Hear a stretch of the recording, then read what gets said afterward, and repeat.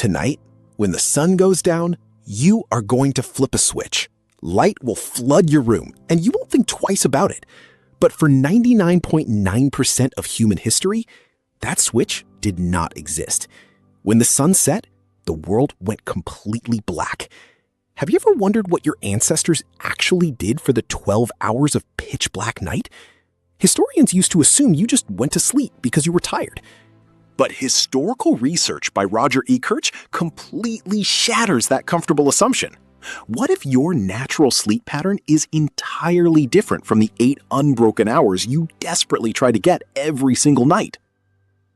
Before the invention of the artificial light bulb, humans did not sleep straight through. They experienced what is known as segmented sleep. You would fall asleep at dusk, wake up for an hour or two in the middle of the night, and then fall back into a second sleep until morning.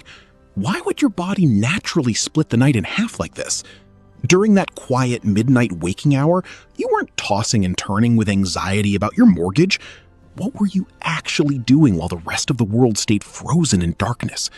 Anthropological evidence shows that people got out of bed to tend the hearth, talk quietly, pray, or even visit neighbors down the path. Can you imagine wandering outside in absolute darkness just to chat with someone? In medieval Europe, this midnight interlude was even given a specific name: the first sleep and the second sleep. People referred to the time in between simply as the watch. It was a peaceful, quiet window of consciousness that modern society has completely erased. As historian Roger Ekirch documented through hundreds of court records and diaries, this was considered completely normal. But then the Industrial Revolution arrived with cheap gas lamps and electric light. What happened to your biology when the night was suddenly stolen from you? You were forced into a continuous block of rest that your ancient physiology was never actually designed to maintain. Think about the last time you woke up at 3 in the morning, staring at the ceiling. Your brain immediately panicked, convinced you were suffering from severe insomnia. You started calculating how many hours of sleep you had left before your alarm went off. But what if that 3 a.m. waking is not a malfunction at all? What if it is simply a ghost echoing from an ancient human lifestyle that lasted for millennia? Your body remembers the watch, even if your conscious mind has completely forgotten it. Why does your modern bedroom have to be pitch black and dead silent for you to finally drift off? In a natural environment, the night was never completely devoid of light. You had the moon, the stars, and the dying embers of a communal fire. When sleep researchers like Thomas Wehr placed modern participants into environments with short winter days and long nights, something remarkable happened. After a few weeks of adjusting, their biology reverted straight back to segmented sleep. They naturally woke up in the dead of night for an hour of quiet alertness before drifting back into a deep slumber. Does that mean your current sleep struggles are just a clash between your Stone Age biology and your 21st century schedule? Think about the way you fear the dark today compared to how an early human felt. To your ancestors, the dark was not just an absence of light, it was an active arena filled with nocturnal predators. Your senses didn't shut down when the sun went down, they amplified. Every snap of a twig in the brush outside your cave triggered a surge of adrenaline.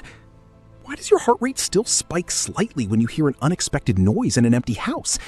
Because your amygdala, the emotional core of your brain, still believes a saber-toothed cat is lurking just beyond the shadows. When you lie awake in the dark, your brain is engaging in a process that evolutionary psychologists call nocturnal vigilance. You are keeping watch over your tribe, your family, and your shelter. Even though you sleep in a secure apartment with locked doors, your evolutionary wiring remains completely unchanged. How exhausting is it to carry a hunter-gatherer survival mechanism through a modern life of desk jobs and glowing screens? You are using a primitive security system to guard against threats that no longer exist, while ignoring the artificial light that is actually disrupting your rest. Consider what happened during those long winter nights when darkness stretched out for 14 hours. You couldn't scroll through social media or watch television to pass the time. You sat around a flickering fire telling stories, whispering myths, and passing down the history of your people. Storytelling was the original technology that kept human communities bonded through the terrifying expanse of the night. How much of your current need for narrative, entertainment, and connection stems from those ancient nights around the glowing embers? When you look at the flickering glow of your smartphone screen late at night, you are essentially staring at a modern campfire. Your brain mistakes that blue light for the sun, suppressing melatonin and keeping you artificially wired. You have traded the ancient rhythm of the fire and the watch for an endless stream of digital noise. What would happen if you stopped fighting your body's natural urge to wake up in the middle of the night? Instead of reaching for sleeping pills or panicking about insomnia, what if you simply treated those midnight hours as a quiet gift? Next time you find yourself wide awake at 2 in the morning, do not fight it. Realize that for the vast majority of human history, your ancestors were doing the exact same thing. They were staring into the dark, listening to the world breathe, and resting in the quiet space between their sleeps. You carry their exact same biology inside your skull right now. Tonight, when you turn off your lights and crawl into bed, remember that the dark is not an empty void. It is the very canvas upon which your entire species learned to dream, whisper, and survive.